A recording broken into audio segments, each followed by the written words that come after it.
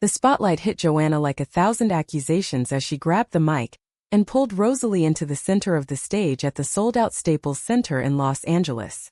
"This song is for the woman who makes me brave enough to be myself," she declared, her voice steady despite the pounding heart in her chest, and then she kissed Rosalie full on the lips in front of 20,000 fans. The cheers turned to gasps in seconds, phones lighting up the arena like a sea of judgment, and by the time they stepped off stage, Joanna's phone was exploding with notifications that would change their lives forever.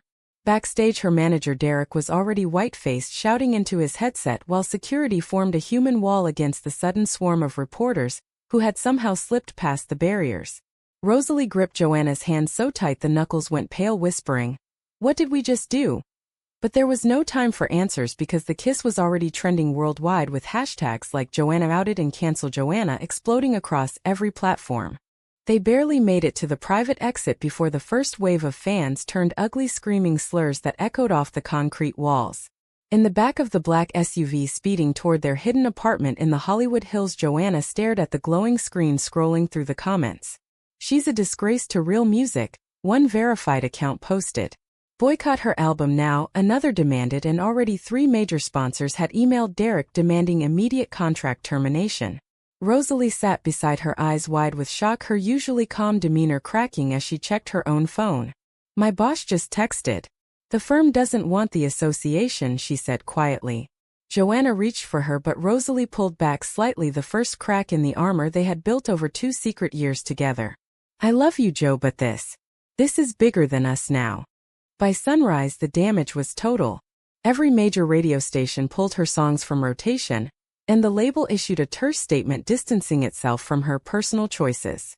Joanna's family in Chicago called at dawn, her mother sobbing on speakerphone, "How could you humiliate us like this in front of the whole country?" While her father demanded she issue a denial video immediately. Rosalie's own parents in Seattle were silent, which somehow felt worse. Joanna paced the living room, the city lights of Los Angeles mocking her from the floor-to-ceiling windows. "I won't lie, Rosalie. Not about you. Not anymore," she said, but even as the words left her mouth, the weight of what she had just destroyed pressed down like the collapsing roof of her entire career. Derek arrived at 7 a.m. with coffee and bad news: the upcoming tour was canceled outright and 3 lawsuits were already being drafted by former partners claiming moral clause violations. "You just torched $30 million in projected revenue, kid," he said, not unkindly. Rosalie stood at the window staring at the paparazzi already camped outside the gate, their cameras trained like rifles. "We can fight this together," Joanna promised, pulling her close, but the kiss they shared now felt fragile, like it might be the last one before the world tore them apart. The next 48 hours blurred into a nightmare of emergency meetings and frantic calls. Joanna's publicist begged for damage control interviews, but every network wanted the same thing: a tearful apology and a promise that the kiss was just a moment of confusion. Rosalie stayed silent through it all, her job as a junior architect already hanging by a thread after clients started pulling projects. At night they lay in bed listening to the distant shouts of protesters outside the building, and Joanna felt the first real terror that her courage might cost Rosalie everything she had worked for. "If you need space, I understand," she whispered into the dark, but Rosalie turned and kissed her fiercely. "I'm not going anywhere." Even though both of them knew the promise was being tested already. By the end of the week, the label had officially dropped her, and the streaming numbers for her last album had plummeted to 0. Joanna stared at the termination letter, hands shaking, realizing that one kiss, one honest moment, had just ended the dream she had chased since she was 16. Rosalie held her while she cried the first tears since the stage. And in that moment the real fight began, not against the world, but against the doubt creeping into both their hearts. The first lawsuit arrived by courier on a rainy Tuesday, exactly 1 week after the concert. Joanna's former label claimed breach of contract, citing the morality clause buried in page 47 of the agreement she had signed at 22 when she was too excited to read the fine print. The demanded amount was staggering enough to wipe out every penny she had saved and then some. Derek sat across from them in the apartment, now feeling more like a bunker than a home, sliding the papers across the coffee table. "They want blood, Joe. And the media is feeding them ammunition every day." Rosalie read the document in silence, her architect's precision picking apart every legal threat, while Joanna fought the urge to throw the papers across the room. Outside, the rain hammered the windows, mirroring the storm inside her chest. We fight it, she said, finally, voice hard.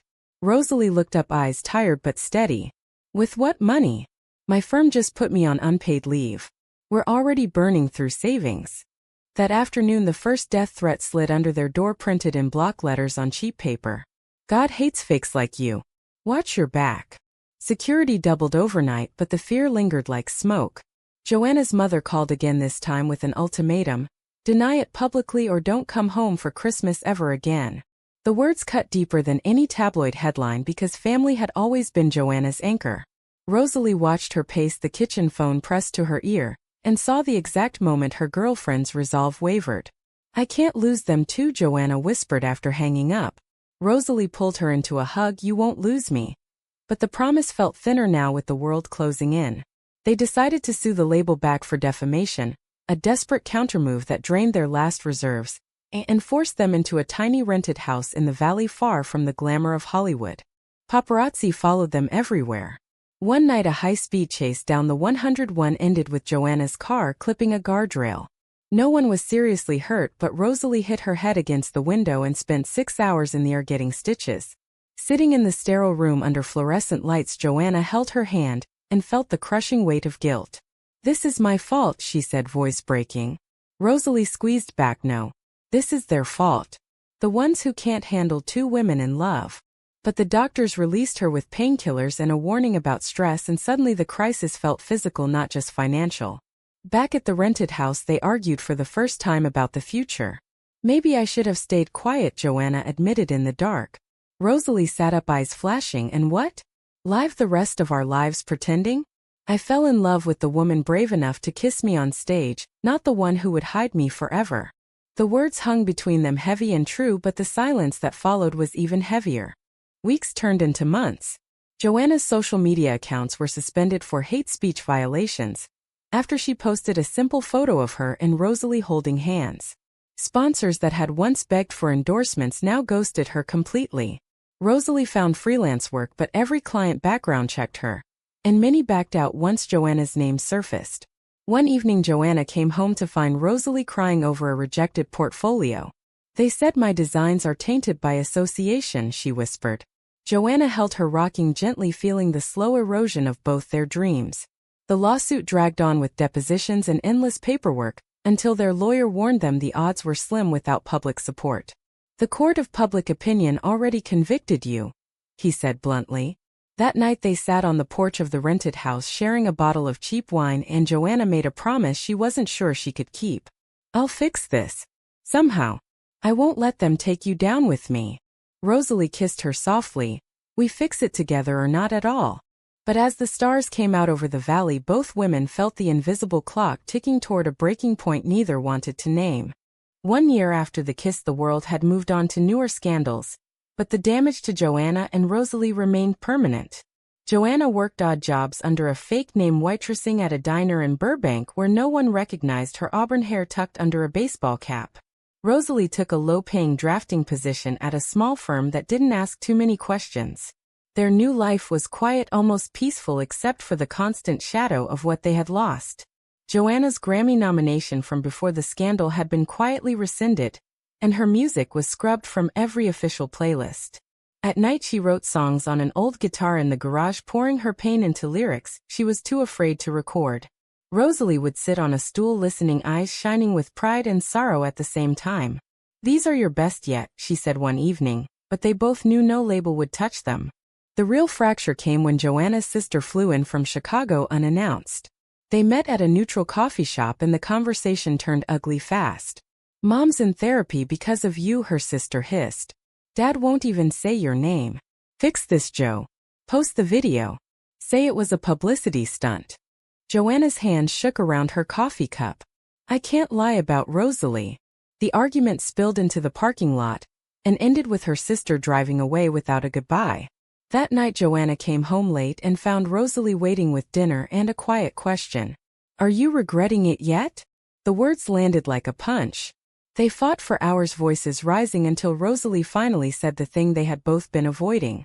If staying with me costs you your family and your career, maybe love isn't enough.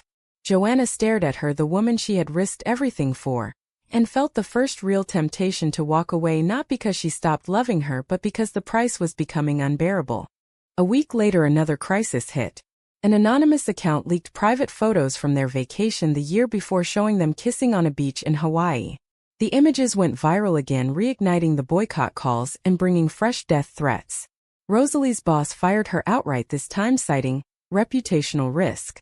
They packed their few belongings and moved again, this time to a tiny apartment in Portland where the rain matched their mood. Joanna stopped writing songs altogether. Instead, she took a job stocking shelves at a 24-hour grocery store, working nights so she could avoid people. Rosalie found part-time work at a coffee shop, and they barely spoke about the future anymore. One rainy morning, Joanna woke to find Rosalie staring at her phone, face pale. "My mother called. She says if I don't come home alone, they'll cut me off completely." Joanna sat up, heart hammering. "What are you going to do?" Rosalie looked at her with tears in her eyes. "I don't know anymore." The silence that followed was the loudest sound either of them had ever heard. Yet in the middle of the darkness, something small shifted. Joanna started singing again, softly in the shower, old melodies mixed with new lyrics about resilience. Rosalie heard her and smiled for the first time in weeks. They made love that night, slow and careful, like rediscovering each other after a long war. "I choose you," Rosalie whispered afterward, tracing Joanna's cheek. "Even if it costs me everything." Joanna held her tight, believing it for the first time in months. But the world outside was still waiting, and the second year of exile brought new pressures that would test that promise to its limit. 2 years after the stage kiss, Joanna and Rosalie had become ghosts in their own lives. They lived in a one-bedroom apartment in Portland, sharing rent with a stray cat named Echo, and surviving on Rosalie's coffee shop tips and Joanna's occasional gig, singing backup for local bands that didn't ask questions. The lawsuits had settled out of court, leaving them broke but free from legal chains. Joanna's family sent one final letter through a lawyer officially disowning her, and Rosalie's parents stopped answering calls altogether. The isolation was complete. At night, they watched old videos of Joanna's concerts on a cracked laptop, the cheering crowds feeling like memories from someone else's life. "You were magic up there," Rosalie would say softly, and Joanna would close the laptop, unable to watch anymore. The breaking point came during a brutal winter storm when Rosalie got pneumonia from walking to work in the rain. Joanna stayed home, nursing her with cheap medicine and homemade soup, terrified that one more crisis would finally snap them. While Rosalie slept, Joanna opened her old guitar case and started writing again feverishly. The songs poured out, raw and honest, about love that survived cancellation, about the cost of courage. She recorded rough demos on her phone and sent them anonymously to a small indie label in Seattle. 3 weeks later, an email arrived. "We love the sound. No names attached yet. Come in." It was the first door that had opened in 2 years. Rosalie read the message over Joanna's shoulder, eyes bright with hope for the first time since Los Angeles. "This could be it," she whispered. But Joanna hesitated. "They don't know who I am. If I tell them, the boycott starts all over again." They drove to Seattle in Rosalie's beat-up Honda, the wipers fighting the rain like they fought their fears. The meeting went well until the label owner asked for ID. When Joanna slid her driver's license across the desk, the room went silent.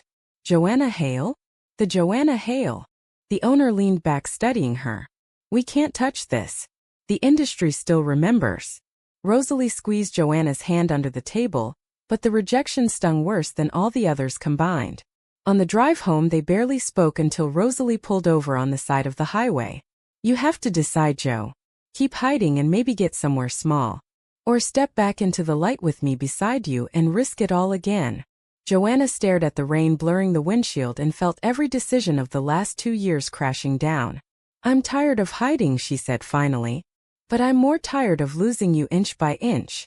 They kissed in the car, rain drumming on the roof like applause, and for the first time in years, Joanna felt the spark of the old fire returning. Back in Portland, she started performing under her real name in tiny coffee shops and open mics. The crowds were small at first, some hostile, but slowly a new generation of fans found her online, sharing clips with captions like, "She never apologized for loving her girlfriend." Rosalie quit the coffee shop and took a risk, applying to small architecture firms again. One hired her on the spot, impressed by her portfolio and quietly supportive of her story. Money was still tight, but hope was growing. Joanna's new songs began gaining traction on independent playlists, And one night a major producer reached out anonymously. "I remember you. The industry owes you an apology. Let's talk Grammy season." The message felt like a lifeline and a trap at the same time. Joanna showed it to Rosalie, who smiled through tears. "Whatever you choose, I'm standing beside you on that stage or in the shadows. Just don't disappear again." The third year of their exile ended with a single decision that would either rebuild everything or destroy what little they had left. 3 years to the day after the kiss that ended her career, Joanna stood backstage at the Grammy Awards in Los Angeles, wearing the same black gown she had saved from the night everything changed. The invitation had come quietly through the indie producer who believed in second chances. Her new album, recorded in secret over 6 months, had somehow slipped through the cracks of industry gatekeepers and landed a surprise nomination for Best New Artist, even though she was far from new. Rosalie waited in the audience in a simple red dress, the same color she had worn that fateful night. They had agreed no public display this time unless the moment demanded it. Joanna's hands shook as she adjusted her earpiece, listening to the host run through the categories. The boycott had never fully ended, but a quiet movement of supporters had grown online, turning her story into a symbol for anyone who had ever been punished for loving openly. The previous weeks had been a whirlwind of careful strategy. Joanna had refused every request to distance herself from Rosalie. She had turned down a major label deal that demanded she perform solo, and had instead poured everything into an independent release funded by crowdfunding from fans who called themselves the Uncancelled Army. Rosalie had designed the album artwork herself, late nights at their kitchen table, turning their pain into something beautiful. Now standing in the wings, Joanna felt the weight of every sacrifice, every argument, every tear. Her family had not reached out. The old label had sent no word.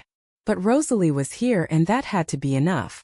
The announcer called the category, and Joanna walked onto the stage under lights that once felt like judgment and now felt like Judgment Day. The envelope opened slowly, and the presenter, a veteran artist who had once publicly criticized her, read the name. "And the Grammy goes to Joanna Hale for Unspoken." The arena erupted in a mix of cheers and stunned silence. Joanna stepped forward, heart hammering, accepting the golden trophy that felt heavier than any she had imagined. She looked out at the crowd and found Rosalie's face in the front row, eyes shining with pride. For a moment the old fear rose, but Joanna lifted the microphone and spoke the words she had rehearsed in her head for 3 years. "This is for every person who was told their love was too loud, too wrong, too much.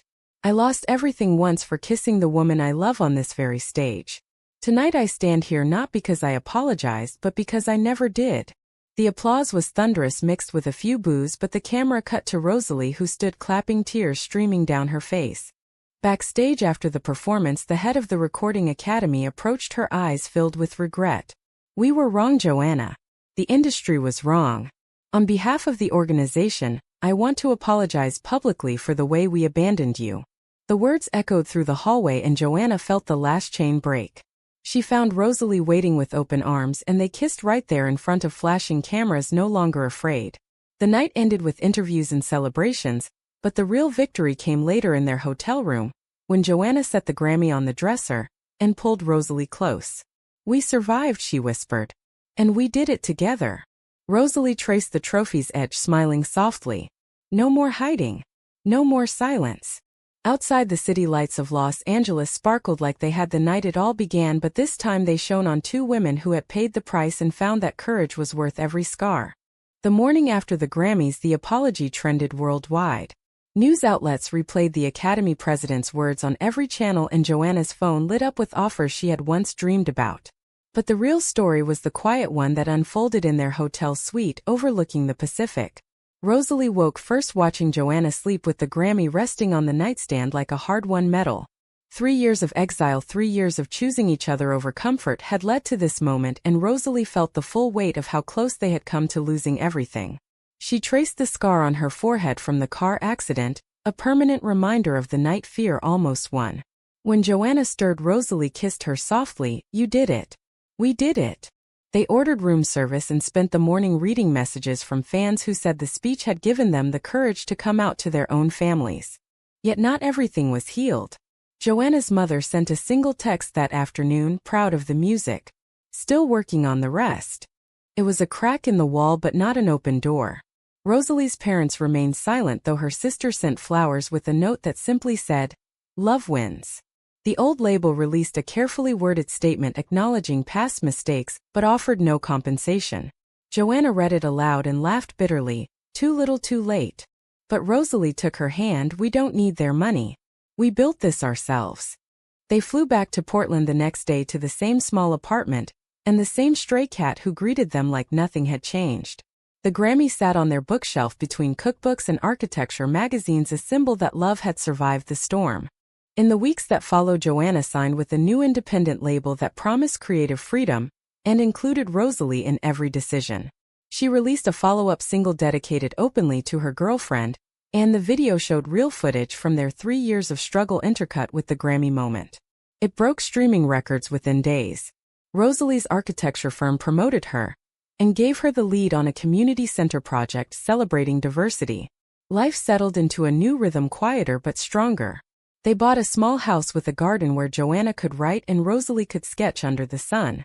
Some nights they still woke from nightmares of crowds turning ugly or phones exploding with hate, but they held each other through it, reminding one another that the price had been worth it.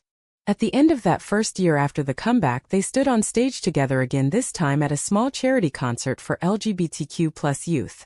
Joanna sang the song she had written in the darkest months, and when she finished she pulled Rosalie beside her. "3 years ago I kissed this woman and the world tried to cancel us. Tonight I kiss her again because love is louder than fear." The kiss was soft and certain cameras flashing, but this time the cheers drowned out everything else. As they walked off stage hand in hand, Joanna looked at Rosalie and asked the question that had haunted them both since the beginning. Was the courage to love openly worth destroying everything they had built? Or was the silence that came before the real betrayal?